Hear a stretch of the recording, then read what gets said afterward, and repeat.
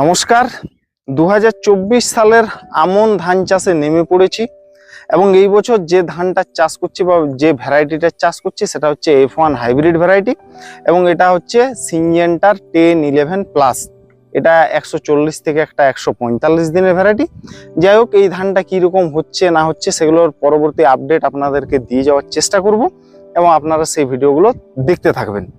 এখন ব্যাপার হচ্ছে, এই যে আমন মরশুম 2024 সালে একটা মোটামুটি আমরা ভয়ানক পরিস্থিতির মধ্য দিয়ে যাচ্ছি। বিশেষ করে পশ্চিমবঙ্গের দক্ষিণবঙ্গ যে এলাকা, সেখানে বৃষ্টিপাতের পরিমাণ অনেক কম এবং দক্ষিণবঙ্গের যেগুলো পশ্চিমের জেলা সেখানে একেবারে খরার মতো পরিস্থিতি। এখনো পর্যন্ত সেইভাবে বৃষ্টি হয়নি। এই দিন কয়েক আগে যাই হোক একটু জোরালো বৃষ্টি হয়েছিল, তার জন্য যেগুলো আমাদের নিচু জমি বা পুরুলিয়ার ভাষাতে যেগুলোতে বহাল ক্ষেত বলা হয়, সেই কিছু ক্ষেতে জল লেগেছে এবং তাতেই কৃষকরা লেগে পড়েছেন জোর কদমে, যাতে তাড়াতাড়ি করে ধানটা রোয়া করা যায়। যাই হোক, এই বছরের ভবিষ্যৎ কি হবে সেটা তো সময় বলবে। গত বছরেরও পরিস্থিতি খুব খারাপ ছিল। পুরুলিয়ার একটা বিস্তীর্ণ অংশে কিন্তু আমন ধানের চাষ একেবারেই হয়নি এবং এই বছরও তারই পুনরাবৃত্তি একটা ঘটতে চলেছে মনে হচ্ছে। যদি পরবর্তী ক্ষেত্রে বৃষ্টি বেশি হয় তাহলে সেক্ষেত্রে হয়তো আর একটু উন্নতি হবে। আমার এখন মোটামুটি চারদিক থেকে যে খবরাখবর পাচ্ছি বা আমার কাছে যে খবর আছে, তাতে পুরুলিয়া জেলাতে 15 থেকে 20% বেশি জমিতে কিন্তু ধান রোয়ার কাজ শুরু হয়নি, জমিতে জলেইনি। এবং পুরুলিয়াতে জানেন এটা ছোট নাগপুরের মালভূমির অংশ, উঁচু নিচু জমি, জল ধরে রাখা খুব এখানে কঠিন ব্যাপার, জল তাড়াতাড়ি জমি থেকে বেরিয়ে যায়। এই রকম পরিস্থিতিতে আমরা নেমে পড়েছি। তো যাই হোক, আজকের যেটা ভিডিওর মূল বিষয়বস্তু সেখানে হচ্ছে আমি এই যে 2024 সালের আমন ধানটা চাষ করছি, এখানে আমি কি কি সার দিচ্ছি, কি জৈব সার ব্যবহার করছি এবং কি রাসায়নিক সার ব্যবহার করছি, সেটা নিয়ে আজকে বিস্তারিত আলোচনা হবে। তাই যারা এখনো আমার এই চ্যানেলটিকে সাবস্ক্রাইব করেননি, চ্যানেলটিকে সাবস্ক্রাইব করুন, ভিডিওগুলো দেখুন এবং ভিডিওগুলো প্রচুর সংখ্যক মানুষের মধ্যে ছড়িয়ে দিতে সাহায্য করুন। তো বন্ধুরা, এই 2024 সালে আমি যে আমন ধানের চাষটা করছি, এখানে একটা আমি সমস্যায় পড়েছি এবং এই সমস্যাতে আমি প্রতি বছরেই পড়ি। তো সেটা আপনাদের সাথে একটু তুলে ধরছি।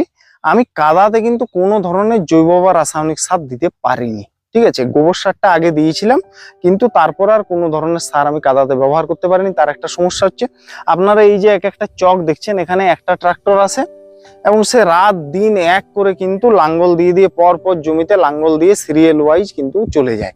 রাত্রি ধরুন 11টা 12টা অবধি কিন্তু একটানা সকাল থেকে কিন্তু লাঙ্গলটা দিয়ে যায়। তো আমার জমিতে আমি কখন লাইন পাবো বা আমার জমিটা কখন কাদা হবে, ওকে বলে দেওয়া থাকে ড্রাইভারকে যে আমার এত চাষ দিতে হবে, সেই অনুযায়ী সে চাষ দিয়ে চলে যায়। তাহলে সেই সময় যে সময় কাদা হচ্ছে সেই সময় সার দেওয়ার কিন্তু কোনো অবকাশ থাকে না। তাই বাধ্য হয়ে রোপণ করার একদিন পরে আমি এই জৈব এবং রাসায়নিক সারটা দিচ্ছি।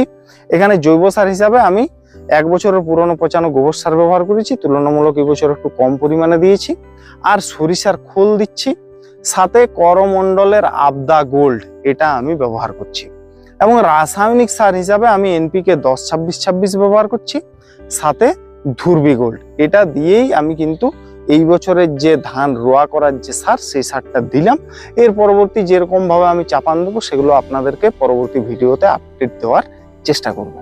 আমি আপনাদেরকে বলে থাকি যে আপনারা বিঘা প্রতি অন্তত 1 ট্রলি বা 1 ট্রাক্টর 33 শতকে 1 বছরের পুরনো পচানো গোবর সার ব্যবহার করবেন। তবে যাদের জমির গুণগত মান খুব ভালো এবং দেখেন যে ধান পড়ে যায়, তারা কিন্তু বিঘা প্রতি 1 ট্রলি গোবর সার ব্যবহার করবেন না। গোবর সার দিলেও কিন্তু আপনার ধানের হাইট সেটা কিন্তু একটু বেশি হবে, ঠিক আছে, এবং ধান পড়ে যাওয়ারও একটা চান্স থাকে। তাহলে সেক্ষেত্রে আপনারা হাফ ট্রলি বা হাফ ট্রাক্টর গোবর সারটা কিন্তু জমিতে ব্যবহার করতে পারেন এবং সেটা আপনারা 1 বছর অন্তর অন্তর ব্যবহার করবেন। বছর বছর ব্যবহার করার কোনো প্রয়োজন নেই। তো আমি এই যে এই বছর একটু কম গোবর সার ব্যবহার করেছি, তার পরিবর্তে আমি বা সেই ঘাটতিটা মেটানোর জন্য আমি সরিষার খোল নিয়ে নিয়েছি। এই সরিষার খোলগুলো দেখুন, এখানে আমি ছোট ছোট টুকরোতে ভেঙে নিয়েছি, ঠিক আছে। একেবারে গুঁড়ো করিনি, কারণ গুঁড়ো না করার একটা কারণ হচ্ছে, অত্যধিক যদি বর্ষা হয় তাহলে বৃষ্টি যখন আসবে, আল বেয়ে যখন জল সব বাড়তি জল আপনার নিচের দিকে যেরকম ভাবে জমির ঢাল থাকবে সেই অনুযায়ী তো বয়ে যায়। বা একটা বন্যার মতো পরিস্থিতি তৈরি হয়, সেক্ষেত্রে যদি আপনি গুঁড়ো খোলটা ব্যবহার করেন তাহলে সেই খোলটা আপনার ধুয়ে চলে যাওয়ার বা নিচের দিকের জমিতে চলে যাওয়ার একটা চান্স থাকে। সেই জন্য আমি এইভাবে ছোট ছোট ডেলা আকৃতি বা চেটি আকৃতির আমি করে নিয়েছি খোলটাকে। এটা দিলে কি হবে, আপনার এক জায়গাতে থাকবে এবং পরবর্তী ক্ষেত্রে যখন জমিতে পড়ার পরে খোলটা ভিজে যাবে এবং সেখান থেকে ধীরে ধীরে কিন্তু পুরো জমিতে ছড়িয়ে যাবে। এবং এই খোলের মধ্যে নাইট্রোজেন, ফসফরাস, পটাশিয়াম সবই রয়েছে। পাশাপাশি খোল দিলে কিন্তু আপনার যেমন ধানের পাশকাঠি বৃদ্ধিতে সাহায্য করবে, পরবর্তী ক্ষেত্রে কিন্তু আপনি ওভারঅল যে ফলন সেই ফলনটাও কিন্তু বেশি পরিমাণে পাবেন। এবং খোল ব্যবহারের ফলে ধান যে পড়ে যাওয়ার যে সম্ভাবনাটা সেই রকম কিন্তু সম্ভাবনা থাকে না। এই জন্য দেখবেন যারা সুগন্ধি ধানের চাষ করে থাকেন তাদের কিন্তু মেন সারের একটা বড় অংশ বা একটা ভাইটাল রোল কিন্তু প্লে করে থাকে এই সর্ষের খোল। যদি আপনাদের হাতের কাছে সর্ষের খোল না থাকে তাহলে আপনারা বাদাম খোল ব্যবহার করতে পারেন। আমি এখানে আপনার 33 শতকে 20 কেজি খোল সর্ষের খোল ব্যবহার করছি। যারা একেবারেই গোবর সার বা কোনো ধরনের জৈব সার দিতে পারবেন না, আপনারা চেষ্টা করুন বছর বছর অন্তত 25 থেকে 30 কেজি সরিষার খোল দিতে চেষ্টা করুন।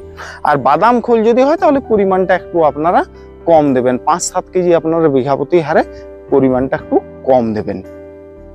বন্ধুরা, এরপর আমি খোলটাকে পুরো জমিতে ছিটিয়ে দেব। তবে আপনাদেরকে বলে রাখি, আমার দেখুন জমিতে ধান রোপণ করা হয়ে গেছে, তারপরে ধরুন আমি এই খোল বা এই রাসায়নিক সার এইগুলো কিন্তু আমরা দিচ্ছি বাধ্য হয়ে। এই খোল এবং এই যে মূল যে সারটা, এটা আপনারা কিন্তু ওই কাদাতেই কিন্তু দেওয়ার চেষ্টা করবেন। ধানের জমিতে কাদাতে সার দেওয়ার গুরুত্ব কিন্তু আলাদা ধরনের। রুট জোনে যে সারটা চলে যাবে তার কার্যকারিতা কিন্তু আপনারা অন্যরকম লক্ষ্য করতে পারবেন। এবং এই যে উপরিভাগে যে সারটা পড়বে, এতে সারের কার্যকারিতা 100% পাওয়া যায় না এবং সারের অপচয় বেশি পরিমাণে হয়। অর্থাৎ আপনার বেশি সারও কিন্তু আপনি কাজটা একটু কম পাবেন। তাহলে আপনারা চেষ্টা করবেন সব সময় কাদাতেই সারটা দেওয়ার চেষ্টা করবেন।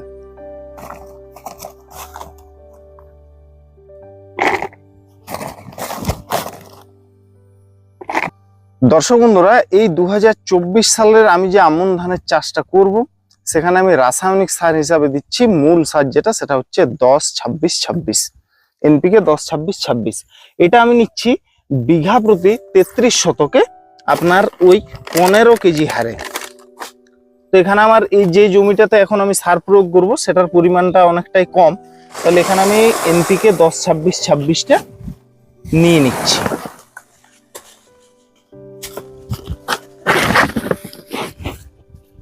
তারপরে এই এনপিকে 10-26-26-এর সাথে আমি 33 শতকের হিসাবে আপনার 20 কেজি ধুরবি গোল্ড এই রেশিওতে ব্যবহার করছি। এখানে আমার এই জায়গাটা ছোট, এখানে আমি ওই 7-8 কেজি ধুরবি গোল্ড নিয়েছি ওই হিসেবে।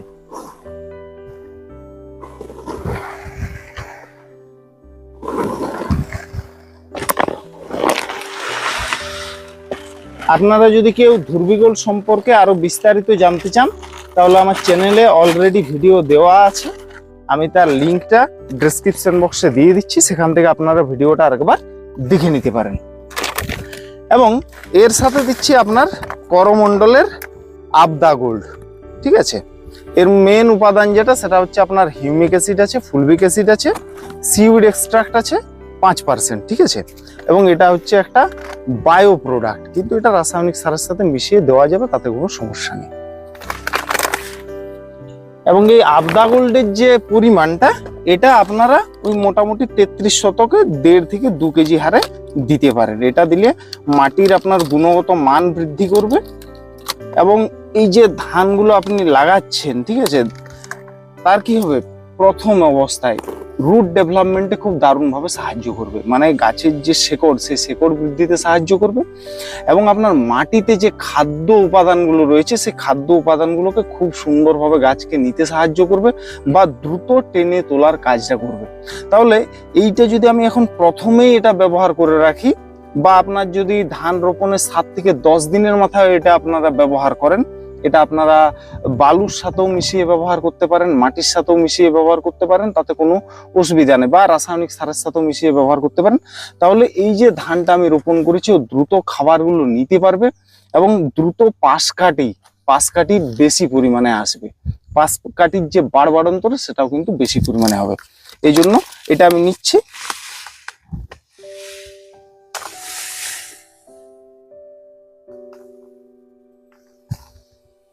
এরপরে সব রাসায়নিক সারগুলোকে আমি ভালোভাবে মিশিয়ে নেব। এখানে আমি পটাশ ব্যবহার করলাম না, কারণ অলরেডি 10-26-26-এর মধ্যে 26% পটাশ রয়েছে। এখন আপনাদের মনের মধ্যে প্রশ্ন হতে পারে যে এখানে আমি ইউরিয়া কেন এক দানাও ব্যবহার করলাম না। ইউরিয়া আমি এখন ব্যবহার করব না। আমি বেশ কয়েক বছর থেকে আপনাদেরকে ভিডিওতে দেখিয়েছি যে ইউরিয়াটা যদি এখনই আমরা প্রথমেই জমি তৈরির সময় দিয়ে দিই তাহলে কি হবে, সেটার অপচয় হবে, গাছ ঠিকঠাক নিতে পারবে না। মানে গাছটা যে আপনি জমিতে রোপণ করেছেন তার তো একটা সেটিং হতে, শিকড়গুলো চলতে বা শিকড়গুলো খাবার নিতে একটা মোটামুটি 7-8 দিনের সময় লেগে যায়। তাহলে 7-8 দিন চলে গেল আপনার। তাহলে আমরা এই যে ইউরিয়াটা যেটা এখন আমার মূল জমিতে দেওয়া ছিল সেটা আমি এখন না দিয়ে ঠিক 10 থেকে 11 দিনের মাথায় ওটা প্রয়োগ করব। এবং ইউরিয়ার সাথে সেই সময় আপনারা আরো কি কি ব্যবহার করবেন সেটা নিয়েও আমি এই বছর একটা ভিডিও দেওয়ার চেষ্টা করব।